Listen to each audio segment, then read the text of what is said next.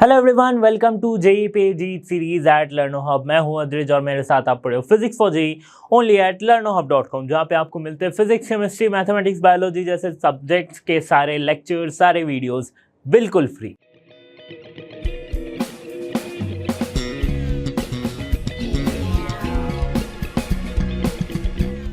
Student, JEE series के इस video में हम देखने वाले हैं ऑल्टरनेटिंग करंट के रिलेटेड कुछ कंसेप्ट्स को। तो ये हमारा इस वीडियो का पहला पार्ट होने वाला है, कंसेप्ट एड ऑन का पहला पार्ट होने वाला है। तो चलिए शुरू करते इस वीडियो को।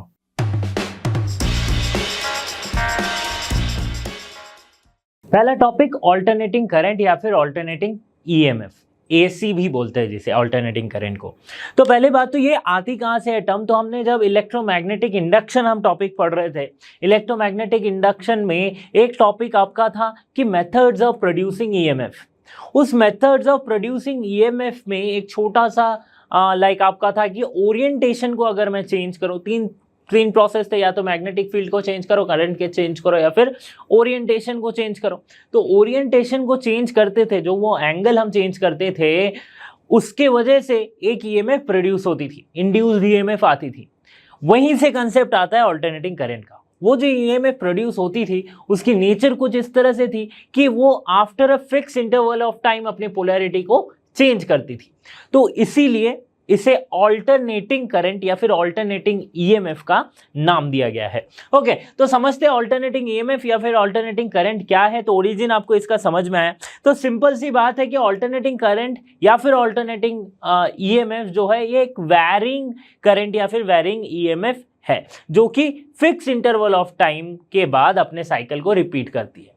राइट तो ऑब्वियसली आपको पता चल गया होगा कि अगर कुछ वैरी है, अगर पीरियोडिक है, तो ये क्या होगा, किसी हार्मोनिक फंक्शन से रिलेटेड होगा। यानी कि ऑल्टरनेटिंग करंट को डिफाइन करने के लिए हमें किसी हार्मोनिक फंक्शन, जैसे हम वेव्स में कंसीडर करते थे, क्लास 11th की जो वेव्स चैप्टर हम पढ़े थे वहां पे भी हमने हार्मोनिक फंक्शन के बारे में जाना था, उससे हम कंसीडर कर सकते, उससे हम रिलेट कर सकते इसको। एक बार इसकी ये होती क्या, ऑल्टरनेटिंग ईएमएफ और EMF which continuously changes its magnitude periodically reverses direction. Right magnitude देखो कंटिन्यूअसली चेंज होते जा रही है। जब मैं कह रहा हूं कि हार्मोनिक फंक्शन क्या हो सकती है, साइन थीटा, कॉस थीटा, ये सारे क्या है, हार्मोनिक फंक्शन। अब साइन थीटा और कॉस थीटा की किसी भी पर्टिकुलर एंगल के लिए इसकी वैल्यू सेम है, बट इसकी एक रेंज ऑफ वैल्यूज है ना। मतलब क्या है, कंटिन्यूअसली इंक्रीज या डिक्रीज होते जाएगी। देखो साइन कर्व कैसा होता है, इस तरह के साइनोसॉइडल कर्व, ऐसे ये इंक्रीज या फिर डिक्रीज होते हुए जाएगी। तो इसी तरह से अगर मैं ईएमएफ को डिफाइन करूं मैथमेटिकली तो मैं किस तरह से लिख सकता हूं, तो मैं लिख सकता हूं, let me write it first. So पहले मैं लिख सकता हूं ईएमएफ को E equals to E not sine omega t, considering there is no phase difference. Okay, और इन करंट को कैसे लिख सकता हूं, I not sine omega t, या omega t sine omega t या कॉस ओमेगा टी, कुछ भी आप लिख सकते हो। दोनों ही हार्मोनिक फंक्शन है, दोनों तरीके से डिफाइन कर सकते हैं। अब ये E नॉट क्या है, I नॉट क्या है, इसे हम थोड़ा ध्यान से समझेंगे। ठीक है, देखो अब ग्राफ कैसे बन जाएगा, ये इक्वेशन है E not sine omega T, इसके अकॉर्डिंग ग्राफ बनाओ तो साइनोसॉइडल कर्व बनेगा E नॉट I नॉट। ठीक है, तो ये साइन ओमेगा टी भी हो सकती है, कॉस ओमेगा टी भी हो सकती है। फाइन, कोई प्रॉब्लम, कोई परेशानी इसमें नहीं है। E नॉट क्या है, यहां से ग्राफ से आपको पता चल रहा है E नॉट और I नॉट जो है वो मैक्सिमम वैल्यू ऑफ करंट और मैक्सिमम वैल्यू ऑफ ईएमएफ है। ठीक है, मैक्सिमम वैल्यू ऑफ करंट और मैक्सिमम वैल्यू ऑफ ईएमएफ, जिसे हम पीक वैल्यू भी कहते हैं। So E and I are the instantaneous values of EMF and current, E naught and I naught are the peak value और the maximum value और the amplitude of the EMF. एक wave की अगर amplitude कही जाए तो यही है इसकी एम्पलीट्यूड, है ना। तो इसे हम एम्पलीट्यूड ऑफ ईएमएफ और करंट कह सकते हैं। Fine, moving on. ओमेगा क्या है, एंगुलर फ्रीक्वेंसी। क्या है, angular frequency. Sign omega T लिख रहे, टी क्या है, इंस्टेंटेनियस टाइम है। ओके, और ओमेगा टी को हम कहते हैं क्या, फेज। ओमेगा टी को क्या कहते हैं, फेज। तो सिंपल सा वेव इक्वेशन यहाँ पे लग रहा है। तो ईएमएफ या फिर ऑल्टरनेटिंग करंट को, ऑल्टरनेटिंग ईएमएफ ऑल्टरनेटिंग करंट को हम इस तरह से डिनोट करके लिख सकते हैं। साइन ओमेगा टी के जगह पे कॉस ओमेगा टी भी आप लिख सकते हो। Okay, moving on to average और mean value of alternating current. ठीक है, तो हमें क्या मिल रहा है कि एक ऑल्टरनेटिंग करंट या फिर ऑल्टरनेटिंग ईएमएफ की वैल्यू जो है वो इंक्रीज हो रही है, फिर डिक्रीज हो रही है, जीरो भी हो रही है। तो इसकी एवरेज वैल्यू कितनी आएगी? अब देखो, अगर मैं मीन वैल्यू या फिर एवरेज वैल्यू निकालूं फुल साइकिल का, तो वो तो जीरो आ रहा है ना, वो क्या आ रहा है? जीरो आ रहा है। ठीक है, बट अगर मैं मीन वैल्यू एवरेज वैल्यू निकालने के लिए हमें क्या कंसीडर करना पड़ेगा? हाफ साइकिल का हमें एवरेज या फिर मीन वैल्यू निकालनी पड़ेगी। इसका अगर मैं फिजिकल मीनिंग आपको समझाऊं, एवरेज और mean value of alternating current over half cycle is that steady current which will send the same amount of charge। मतलब क्या कि हाफ साइकिल एक स्टेडी करंट जितनी amount of charge, same amount मतलब alternating current से जितनी charge भेजी जा रही है, स्टेडी करंट से भी हाफ साइकिल में जितनी चार्ज भेजी जाएगी, उस अमाउंट ऑफ करंट को या फिर उस अमाउंट ऑफ ईएमएफ करंट को हम कहते हैं क्या? एवरेज और mean value of alternating current. ठीक है, समझ में आई? सो चार्ज से रिलेटेड है, हमें क्या पता है? डी क्यू डी टी, यही तो होती है करंट, है ना, यही तो होती है current. So d q d t, d q equals to i d t. इससे अगर मैं इंटीग्रेट करूं, जीरो से क्यू, आई से, आई को ऑल्टरनेटिंग करंट में क्या लिख सकता हूं? I not sine omega t d t. Simply it will be I not by omega sine का माइनस कॉस ओमेगा टी, ये आ जाएगा। फाइन, ये क्या है? Q। आई नॉट, इसे मैं क्या लिख सकता हूं? 2 पाई बाई टी, यानी कि ऊपर टी आ गया। सो कॉस, अच्छा यहां पे देखो बहुत इंटरेस्टिंग सी चीज है कि यहां पे मैं हाफ साइकिल के लिए करूंगा, सो 0 से t/2 तक कर सकता हूं। ठीक है, 0 से क्या करूंगा? t/2। सो कॉस ओमेगा, यहां पे क्या आना चाहिए? t/2। ठीक है, सो अब ओमेगा की वैल्यू होती है 2π/t। सो 2 और t कैंसिल आउट हो जाएंगे, cos पाई की वैल्यू हो जाती है -1, तो यहां पे +1 आ जाएगा। सो q minus I not into t/2π, और यहाँ पे +1 है। सो q/t कितनी आ जाएगी? अच्छा, -1 था तो माइनस माइनस प्लस हो गया। अब q/t की वैल्यू क्या आ जाती है? आई नॉट बाई 2π, है ना, आई नॉट बाई 2π आ गया। करंट कितनी हो जाएगी फिर? यही तो q/t ही करंट है, that is I not by 2π। Okay, तो अगर मैं इसकी फिजिकल मीनिंग समझाऊं कि एवरेज करंट या फिर मीन वैल्यू ऑफ करंट क्या है, तो एवरेज या फिर मीन वैल्यू ऑफ करंट है नंबर ऑफ चार्ज या फिर charge phloem per unit time interval. ठीक है, तो उसको हम कैसे डिनोट कर सकते हैं? हम डिनोट कर सकते हैं by d q i d t. यही तो चार्ज को हम लिखते हैं, है ना, ऐसे ही लिखते हैं। ओके, सो डी क्यू, क्योंकि d q d t equals to current होती है।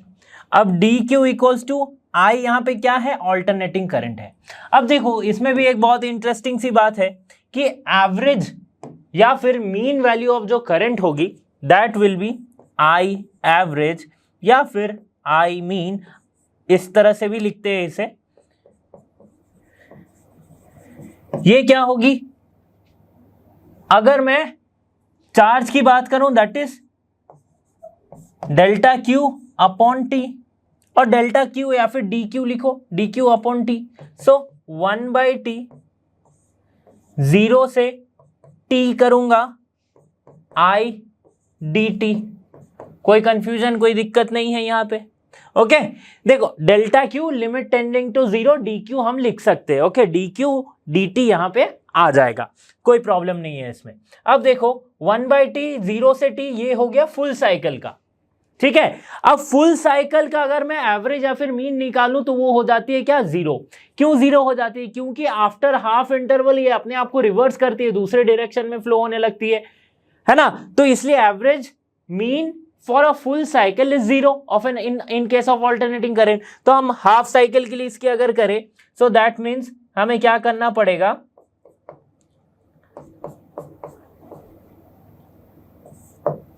जीरो से t/2 तक i dt।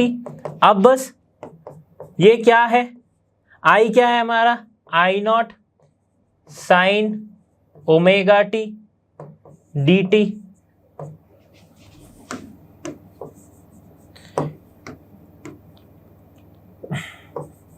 इसका इंटीग्रेशन कहां से कहां तक, 0 से t/2 तक।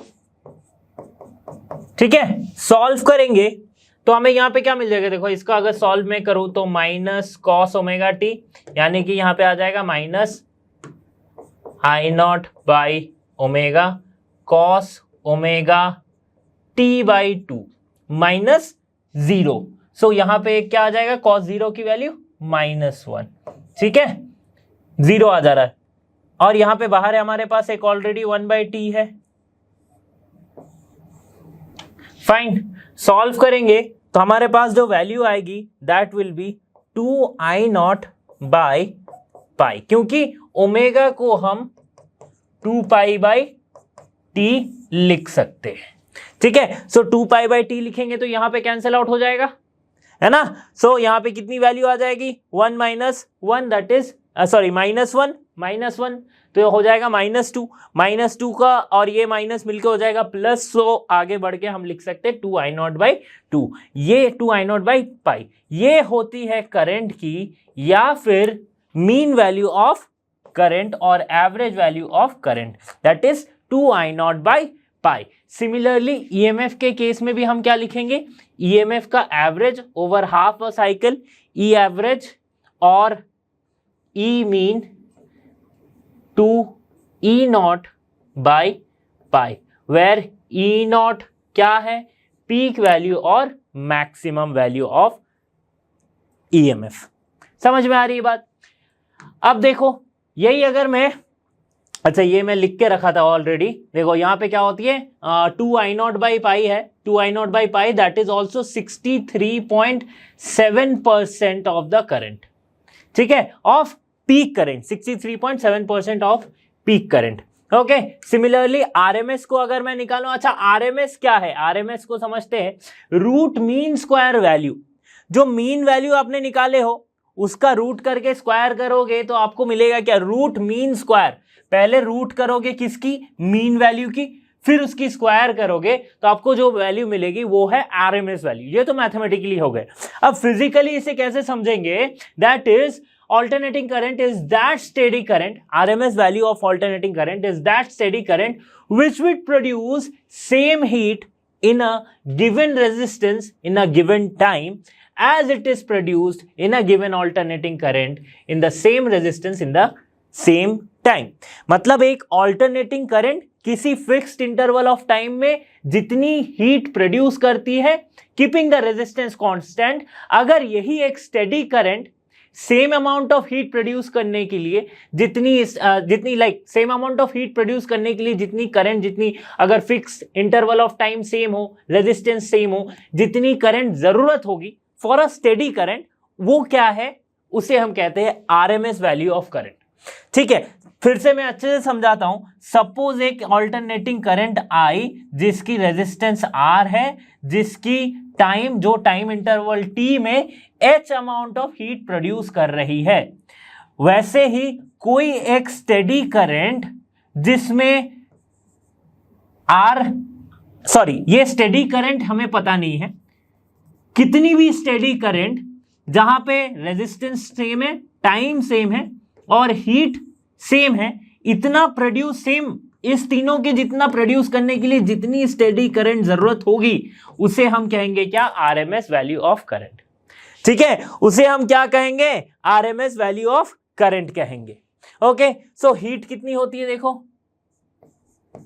I² R लिखते हैं, क्या लिखते हैं, I² आर लिखते हैं, डी एच डी टी। तो ये जो आरएमएस वैल्यू है इसे हम इफेक्टिव वैल्यू भी कहते हैं। आरएमएस वैल्यू ऑफ करंट को हम लिखते हैं आई नॉट बाई √2 से।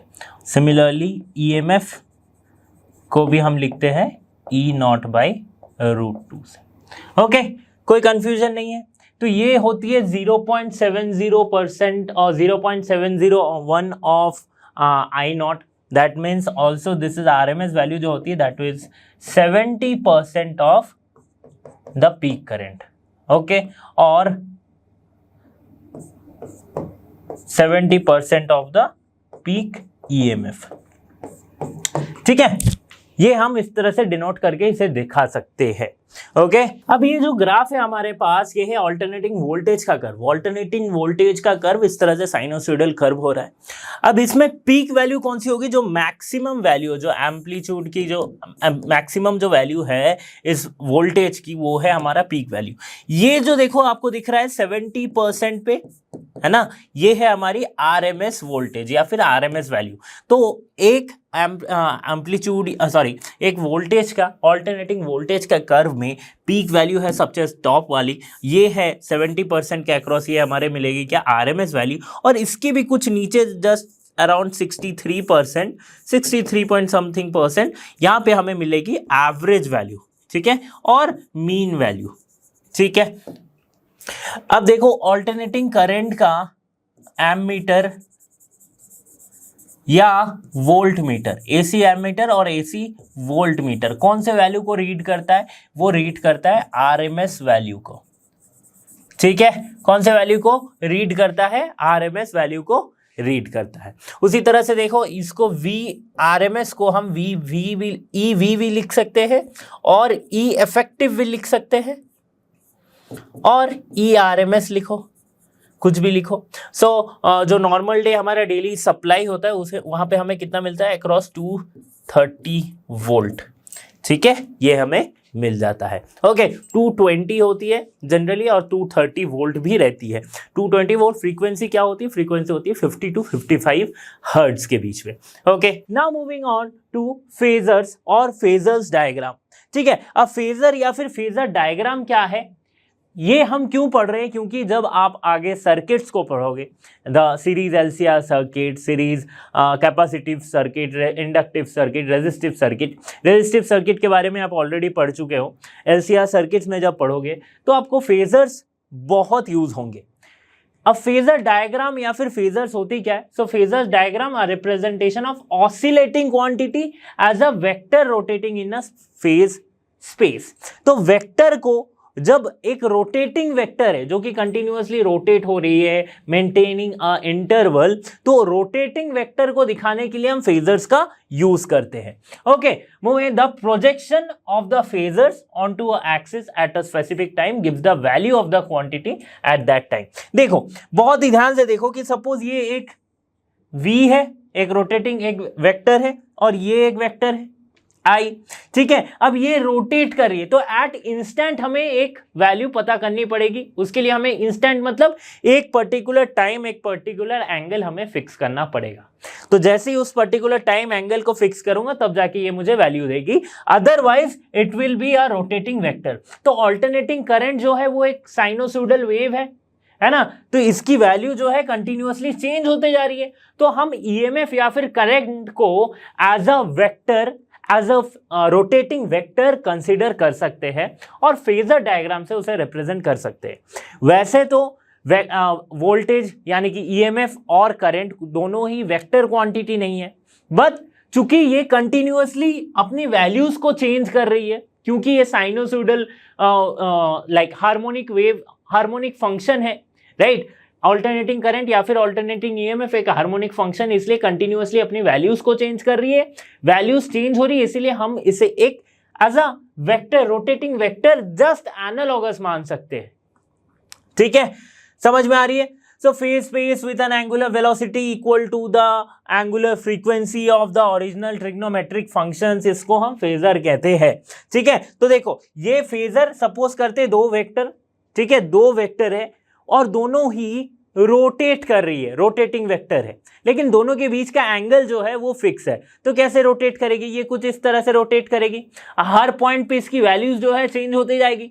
तो मैं कोई एक पॉइंट फिक्स करता हूं, यहां पे मैं इसकी वैल्यूज को मेजर करता हूं, ठीक है। और ये मैं कैसे कर पाऊंगा? फेजर डायग्राम के मदद से कर पाऊंगा। So these are all phasor diagram. अब आपके पास जो नेक्स्ट टॉपिक आएगी दैट इज एसी करंट और AC circuit with a pure resistors, मतलब सिर्फ रेजिस्टर्स अगर लगी हुई है तो सर्किट कैसा होगा। देखो, एसी सर्किट मतलब एक रेजिस्टर को एक ऑल्टरनेटिंग सप्लाई से हमने लगा दिया। तो ऑल्टरनेटिंग सप्लाई मतलब E equals to E nought sine omega T. अब यहां पे करंट कितनी फ्लो होगी? That is I not sine omega T, ठीक है, I not sine omega T. और इसे हम और अच्छे से अगर जानना चाहे तो ई क्या होती है? ई नॉट, सिंपल सी बात है, ओम्स लॉ का अगर यूज करें V equals to I R, I equals to V by R. So V by R मतलब EMF बाई रेजिस्टेंस अगर मैं करूंगा तो मुझे क्या मिलेगा? करंट मिल जाएगा। तो सपोज करते EMF by resistance that is E nought by R sine omega T. ये क्या है? करंट ही है। I equals to E nought upon R sine omega T, और इससे हम लिख सकते हैं I equals to I not sine omega T. I nought is E not by R, ठीक है, ये हुआ। अब देखो दोनों इक्वेशन को, ये है EMF की इक्वेशन, ये है करंट की इक्वेशन, दोनों के बीच में कोई फेज डिफरेंस नहीं दिख रहा है ना। दोनों अगर वेव इक्वेशन है, दोनों के बीच में कोई फेज डिफरेंस नहीं दिख रहा, बट कंटिन्यूअसली इनकी वैल्यूज चेंज हो रही है। इसका मतलब क्या है? अगर दो वेक्टर है, दोनों ही रोटेट करे, दोनों के बीच में फेज डिफरेंस नहीं है, फेज डिफरेंस मतलब ये एंगल नहीं है, तो दोनों हम कह सकते हैं सेम फेज में रोटेट कर रही है। तो इसकी फेजर डायग्राम को हम कुछ इस तरह से दिखा सकते हैं कि ये है I, ये है E, इसकी पीक वैल्यू आई नॉट, इसकी पीक वैल्यू है ई नॉट, ठीक है, दोनों के बीच में कोई फेज डिफरेंस नहीं है। तो हम कह सकते हैं this in a pure resistive circuit the current and EMF are in same phase. तो ये जब रोटेट करेंगे, इसकी जब वैल्यूज चेंज होंगी तो ये साथ साथ होंगी। साथ साथ वैल्यूज चेंज होने का मतलब ये है कि भले ही इनकी एंगुलर फ्रीक्वेंसी चेंज हो सकती है, इनकी एम्पलीट्यूड अलग अलग हो सकती है, बट जब करंट की मैक्सिमम वैल्यू आएगी, EMF की भी मैक्सिमम वैल्यू तभी आएगी। ये इस ग्राफ में बताया गया। देखो करंट का ये ग्राफ है, यहां पे इसकी मैक्सिमम वैल्यू आई, पीक वैल्यू, EMF की भी इसी पॉइंट पे मैक्सिमम वैल्यू आई, इसी पॉइंट ऑफ टाइम पे, ठीक है। सिमिलरली इसकी मिनिमम वैल्यू जब आ रही है, EMF की भी मिनिमम वैल्यू तब आ रही है। इसका मतलब क्या है? दोनों में फेज डिफरेंस नहीं है। ओके, समझ में आ रही बात। नेक्स्ट बात करते हैं alternating current with a pure inductor, मतलब एक इंडक्टर को, प्योर इंडक्टर को हमने लगा दिया एक ऑल्टरनेटिंग करंट सप्लाई से। अब EMF फिर से देखो क्या है? E nought sine omega T. अब यहां पे EMF को मैं इस तरह से भी लिख सकता हूं for a pure inductive circuit L di dt। वैसे तो माइनस L di dt होता है, बट माइनस को नेग्लेक्ट करते हुए di dt हम लिख सकते हैं। Okay, L di dt। अब L इक्वल्स टू और E by L equals to di dt। Similarly di equals to E by L dt। E क्या है भाई? E not sine omega T dt, 1 by L बाहर, ठीक है। इसे मैं अगर इंटीग्रेट करूं that means di equals to E nought by L sine omega T का इंटीग्रेशन आ जाएगा माइनस कॉस। अच्छा, पहले ये लिख देते हैं, पहले इंटीग्रेशन कैसे करूंगा, इंटीग्रेशन में डाल देता हूं साइन ओमेगा टी dt ठीक है, इसका इंटीग्रेशन करूंगा तो मेरे पास क्या आएगा, I equals to E not by L omega, और omega L minus cos omega T, ये आ जाएगी। कॉस ओमेगा टी को हम लिख सकते हैं माइनस ई नॉट, कॉस को हम लिख सकते हैं साइन 90 माइनस थीटा। ठीक है, कोई दिक्कत नहीं है। और अगर ये माइनस को मैं अंदर ले जाऊं that means E not by omega L sine omega t minus pi by 2। ठीक है, sign omega t minus pi by 2। अब ई नॉट को, ये जो ओमेगा एल है, इसे हम कंसीडर करते हैं x L sine omega t minus pi by 2। ठीक है, ई नॉट को और ये जो पूरी टर्म है आई, ये जो पूरी टर्म है E not by X L, इसको हम मानते हैं क्या, I not sine omega t minus pi by 2। ठीक है, अब देखो ये क्या है, करंट की वैल्यू, ये क्या है, ईएमएफ की वैल्यू। ईएमएफ में ओमेगा टी है, करंट में omega t minus pi by 2 है, मतलब current is pi by 2 phase behind EMF. तो इसका फेजर डायग्राम किस तरह से बनना चाहिए, तो पहले तो देख लो, यहां पे एक छोटी सी चीज मैं आपको बता देता हूं। ये जो एक्सेल है इसे हम कहते हैं इंडक्टिव रिएक्टेंस। क्या कहते हैं, इंडक्टिव रिएक्टेंस। ठीक है, ये इसकी यूनिट होती है ओम। ये एक तरह का रेजिस्टेंस ही है जो कि हमें इंडक्टर सर्किट में मिलता है, that is called inductive reactance. XL की वैल्यू होती है ओमेगा एल और ई नॉट बाई एक्सएल होती है I not, that is the peak value. So हम लिख सकते हैं current lags behind EMF by pi by 2। तो फेजर डायग्राम किस तरह से बनेगा, ग्राफ तो इस तरह से बन रहा है, आपको दिखाई दे रहा है कि ये है ईएमएफ, इसका पाई बाई 2 फेज पीछे है, मतलब ईएमएफ की मैक्सिमम वैल्यू जब आएगी इसके पाई बाई 2 फेज के बाद, पाई बाई 2 देखो इतनी देर बाद, ये पाई बाई 2 से पाई यानी कि पाई बाई 2 डिफरेंस, इसके बाद करंट की मैक्सिमम वैल्यू आ रही है। समझ में आ रहा है फेज डिफरेंस का। यहां पे फेजर डायग्राम क्या कह रहा है, फेजर डायग्राम कह रहा है कि सपोज ये है हमारा ओमेगा टी, ये है हमारा एंगुलर डिस्प्लेसमेंट, ये है हमारा एंगुलर डिस्प्लेसमेंट ओमेगा टी। अगर ये मूव कर रही है दोनों वेक्टर, क्योंकि इसकी वैल्यूज चेंज हो रही है जैसे कि मैंने पहले बताया था, तो अगर ये ईएमएफ का ग्राफ है तो इसके पाई बाई 2 फेज पीछे ही करंट होगा इन case of pure inductive circuit. ठीक है, अब बात करते हैं अगर प्योर कैपेसिटिव सर्किट हुआ, मतलब एक कैपेसिटर लगा हुआ है, तो कैपेसिटर पहले तो देख लो ईएमएफ क्या हो गई फिर से, ई नॉट साइन ओमेगा टी। ठीक है, अब कैपेसिटेंस क्या होती है, सी इक्वल्स टू, और कैपेसिटर में क्या स्टोर होती है, चार्ज स्टोर होती है। हमें करंट की इक्वेशन निकालनी है, तो करंट को मैं in case of capacitor Q equals to क्या होती है, charge equals to C into potential, that mean C E। अब चार्ज बाई अगर टाइम मैं करूं C E बाई T, और सिंपली चार्ज बाई टाइम अगर मैं निकालना चाहूं तो ये मेरी क्या है, करंट है ना। Q by T is current, CE upon T।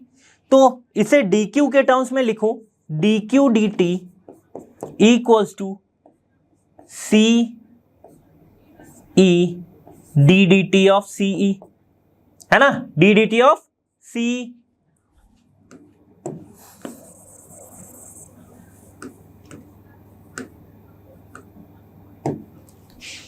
ddt of CE। Okay, ये क्या है, dq dt, ये तो करंट है। इसका डिफरेंशिएशन करूं तो कैपेसिटेंस जो है वो बाहर आ जाएगी। अब ddt of E nought sine omega T, है ना, E nought sine omega T. तो अब डिफरेंशिएशन कर रहे हैं, I equals to C E nought sine omega T का डिफरेंशिएशन कॉस ओमेगा टी। है ना, cos ओमेगा t, और एक साथ में क्या आ जाएगा, ओमेगा आ जाएगा, ठीक है। So I equals to E not by 1/ωc, इस तरह से मैं लिख सकता हूं, कोई दिक्कत इसमें नहीं है। क्या आ गई, cos ओमेगा t। अब cos थीटा को साइन के टर्म्स में कैसे लिखूंगा मैं, 1/ωc sine π/2 plus omega t equals to cos omega t होती है, ठीक है। थोड़ा सा कैलकुलेशन है। अब 1/ωc को हम लिखते हैं कैसे, XC से, जिसे हम कहते हैं कैपेसिटिव रिएक्टेंस, जैसे उस पिछले वाले केस में इंडक्टिव रिएक्टेंस था। So sine omega t plus π/2 और I not sine omega t plus π/2। तो किस तरह से देख रहे हो, आई की इक्वेशन क्या आ रही है, ओमेगा टी प्लस π/2, ईएमएफ क्या था, sign omega T, phase current का ज्यादा है π/2 ईएमएफ से, ठीक है। सो हम लिख सकते हैं current leads the EMF by π/2 phase. Similarly graph कैसे हो जाएगा, जैसे पिछले वाले केस में ईएमएफ लीड कर रहा था π/2 फेज से इन केस ऑफ इंडक्टिव सर्किट, इस सर्किट कैपेसिटिव सर्किट में करंट लीड करेगा ईएमएफ से बाय अ फेज π/2।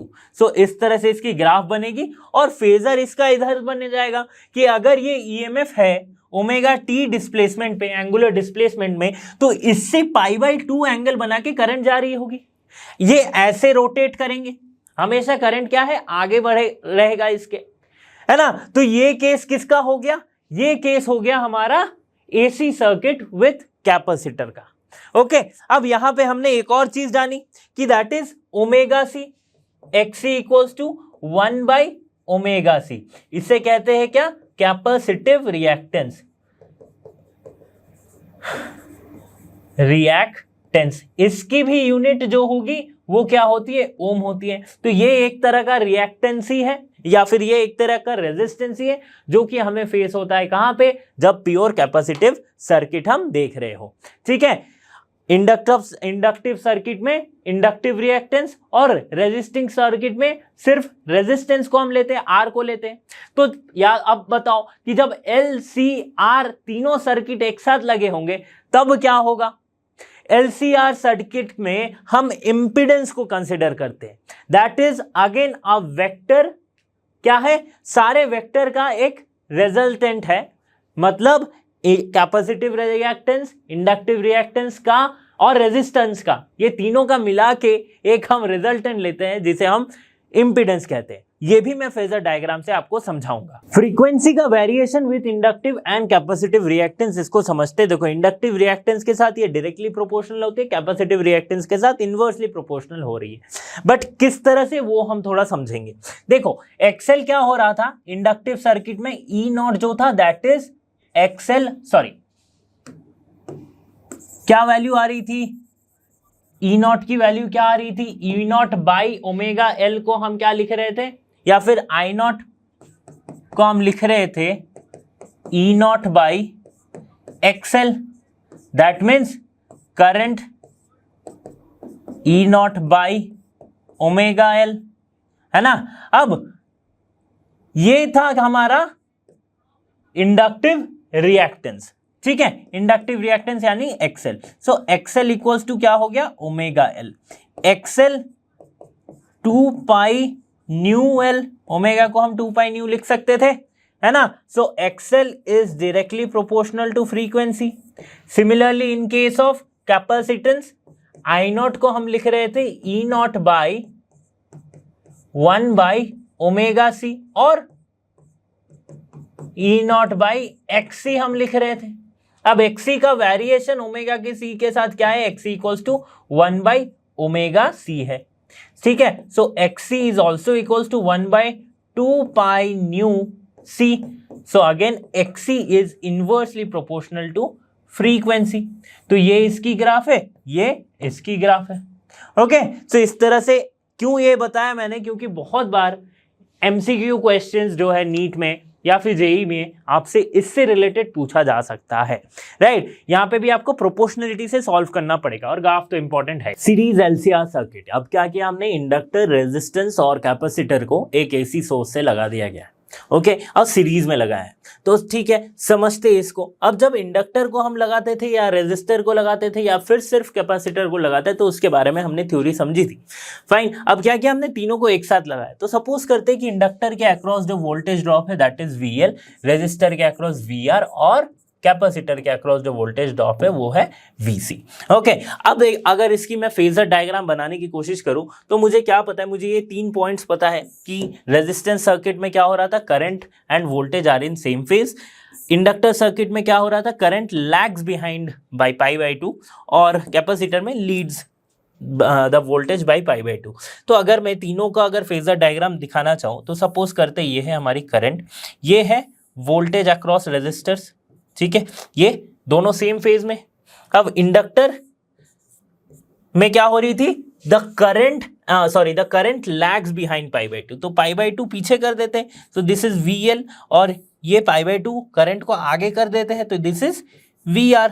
बहुत समझ में आ गई बात, VR से π/2 फेज आगे है करंट, ठीक है, VL से π/2 फेज पीछे है करंट, ठीक है। बहुत ही सिंपल सा एक्सप्लेनेशन है, बहुत समझने की कुछ जरूरत, यहाँ पे ज्यादा दिमाग लगाने की जरूरत नहीं। अब ये अगर मैं इस वेक्टर को ऊपर अगर रिजोल्यूट करूं, फेजर डायग्राम में ऑब्वियसली देखो वोल्टेज कोई वेक्टर क्वांटिटी नहीं है, बट फेजर्स में हम इसे वेक्टर जैसा ट्रीट कर रहे हैं, ठीक है, क्योंकि ये रोटेटिंग चीज है ना, ये हमेशा साइनोसॉइडल कर्व है, ये वेव जैसी है, तो ये इसीलिए हम इसे फेजर जैसा ट्रीट करें। वो जब मैंने फेजर पढ़ा है तो वो मैं समझा चुका हूं आपको। तो अगर मैं रिजोल्यूट करूं तो मुझे क्या मिलेगा, करंट और रेजिस्टेंस तो इसी तरफ है, रेजिस्टेंस के अक्रॉस वोल्टेज ड्रॉप, यहां पे हमारे क्या आ रहा है, यहां पे हमारी आ रही है VL, और ये जो VC हमें दिख रहा था, इस तरफ इसका कौन सा कंपोनेंट हो जाएगा, -VC हो जाएगा, ठीक है, -VC हो जाएगा। तो यहां तक आपको समझ में आ गई बात।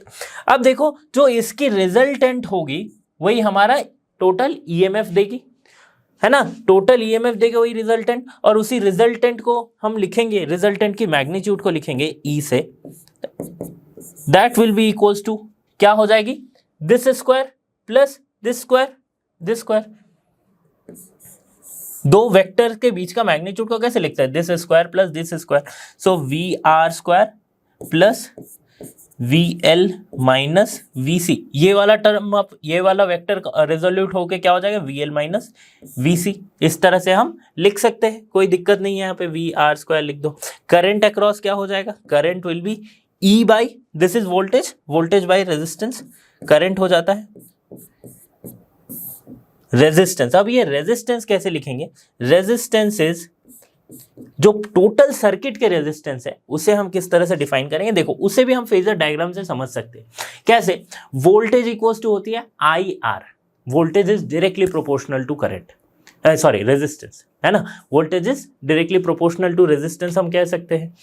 अगर वैसा है, voltage directly proportional to resistance है, तो जहां पे VR है वहां पे R स्क्वायर प्लस इंडक्टर के अक्रॉस, इंडक्टर के वजह से जो हमारी आती है that is inductive reactance XL square, sorry XL minus XC square, ये भी स्क्वायर आएगा, यहाँ पे स्क्वायर छूट गया देखो, XL माइनस XC का होल स्क्वायर, ये हो गया। और इसे हम नाम देते हैं इम्पीडेंस का, जिसे हम डिनोट करते हैं Z से, Z equals to √R square plus XL minus XC का होल स्क्वायर, और Z को हम इधर भी लिख देता हूं मैं, अगर मैं वैल्यूज पुट करूं तो कैसे लिख सकता हूं, R square plus ω/L minus 1/ωc whole square, ठीक है, ये मैं लिख सकता हूं, समझ में आ गया। और इसको हम क्या कह रहे हैं, इम्पीडेंस, इसकी भी यूनिट क्या है, ओम है,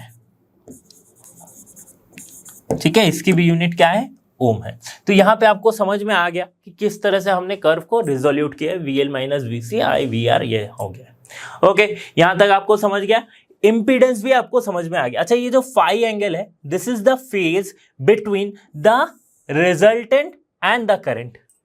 तो ये फेज, ये जो एंगल होगा tan फाई, ये एंगल जो होगा फाई, इसकी वैल्यू हम कैसे निकाल सकते हो, सिंपली tan फाई आप करो, tan phi अगर आप करोगे तो आपको क्या मिलेगा, इस टर्म में क्या है P by B perpendicular by base, तो परपेंडिकुलर में मेरा क्या है VL माइनस VC और नीचे क्या है VR, ठीक है, VL minus VC by VR आ जाएगा। और इसे हम इस तरह से भी लिख सकते हैं XL माइनस 1 बाई ओमेगा और XC लिख दो, XL minus XC by R, XL minus XC by R। देखो वोल्टेज के लिए हमने ये किया, वोल्टेज ड्रॉप के लिए अगर मैं रेजिस्टेंस का भी निकालूं तो भी कुछ इस तरह से मिलेगा, ये है XL माइनस XC, ये है हमारे आएगी Z इम्पीडेंस और ये हमारा क्या आ जाएगा R, है ना। ये तो रेजिस्टेंस का भी सेम तरीके से बनेगा, फेजर डायग्राम, कोई दिक्कत नहीं है। And this is phi, okay. So tan phi को भी हम इस तरह से निकाल सकते हैं, दिस इज tan फाई। अब tan फाई के वैल्यू पे बहुत कुछ डिपेंड करेगा कि सर्किट का नेचर किस तरह से हो गया। तो इसके लिए 3 केस ऑब्वियसली हो सकते हैं। 3 केसेस क्या क्या है देखो, कि अगर फाई की वैल्यू tan फाई की वैल्यू पॉजिटिव होती है, हम tan फाई का अगर मैं ग्राफ बताऊं आपको तो tan फाई का ग्राफ कुछ इस तरह से आता है ना, माइनस इन्फिनिटी से प्लस इन्फिनिटी तक, ठीक है। तो मतलब tan जो फंक्शन है इसकी वैल्यू पॉजिटिव भी होती है, नेगेटिव भी होती है, 0 भी होती है, ठीक है। तो 1 भी होती है, 0 भी होती है, बहुत तरह के वैल्यूज हो सकते हैं। देखो अब पॉजिटिव वैल्यू अगर हो tan फाई का वैल्यू पॉजिटिव हो, ऐसा कब हो सकता है, जब ये टर्म बड़ा हो इससे, है ना। So for tan phi to be positive XL should be greater than XC, ठीक है। अब XL अगर XC से ग्रेटर हुआ तो ये वैल्यू हमारी पॉजिटिव आएगी, और अगर पॉजिटिव आ रही है the current lags behind the EMF by phase phi, by phase angle phi. क्यों हो रहा है, देखो tan फाई यहां पे है और जब करंट की इक्वेशन लिखेंगे that is V by R में भी हम XL माइनस XC लिख सकते हैं। तो हर पॉइंट पे हमें क्या देखने को मिलेगा कि जैसे tan फाई की वैल्यू पॉजिटिव हो रही है तो हमारा जो EMF है, करंट है, वो lags behind the EMF by phi phase, ठीक है। फाई फेज से पीछे जाएगा, मतलब करंट लैग करेगा। इसका मतलब क्या हो जाएगा, ये सर्किट जो है ये इंडक्टेंस डोमिनेटेड सर्किट हो जाएगा, क्योंकि इंडक्टर में भी ऐसा ही हो रहा था, है ना। उसी तरह से अगर दूसरा केस देखें कि अगर tan फाई की वैल्यू अगर नेगेटिव हमें चाहिए, या फिर नेगेटिव कब होगी, जब ये वाला टर्म बड़ा होगा, XC बड़ा होगा, तभी तो ये होल टर्म नेगेटिव आएगा। तो ये जब बड़ा होगा यानी कि XL should be less than XC और XC should be greater than XC, इस टाइम पे क्या होगा, tan फाई की वैल्यू जो है नेगेटिव होगी, okay. The current leads the EMF by phase angle phi, और ये क्या हो जाएगा, कैपेसिटिव डोमिनेटिव सर्किट। केस 3 क्या हो सकता है कि अगर ये दोनों वैल्यू इक्वल हो जाए तो tan फाई की वैल्यू हमारी आ जाएगी 0, tan फाई की 0 आएगी, मतलब कोई फेज डिफरेंस नहीं होगा, सेम फेज में होगा। जब सेम फेज में होता है तो वो क्या कौन सी सर्किट हो जाती है, प्योरली रेजिस्टिव सर्किट हो जाती है, क्योंकि रेजिस्टेंस में जो करंट और वोल्टेज के बीच में फेज नहीं था, ओके। सो आई होप कि आपको ये वीडियो अच्छे से समझ में आया होगा। अगर आपके पास कोई भी डाउट है तो आप कमेंट सेक्शन में डाल सकते हो। स्टूडेंट्स, यहाँ पे हमारा फर्स्ट पार्ट खत्म होता है ऑल्टरनेटिंग करंट के कंसेप्ट का। नेक्स्ट पार्ट हम सॉल्व करेंगे ट्रांसफॉर्मर्स और पावर फैक्टर्स को अच्छे से देखेंगे। तो इसी तरह के वीडियोस के लिए आप लर्नो हब के साथ बने रहिए, क्योंकि लर्नो फ्री है पर बेस्ट है। So thanks for being here and have a great day.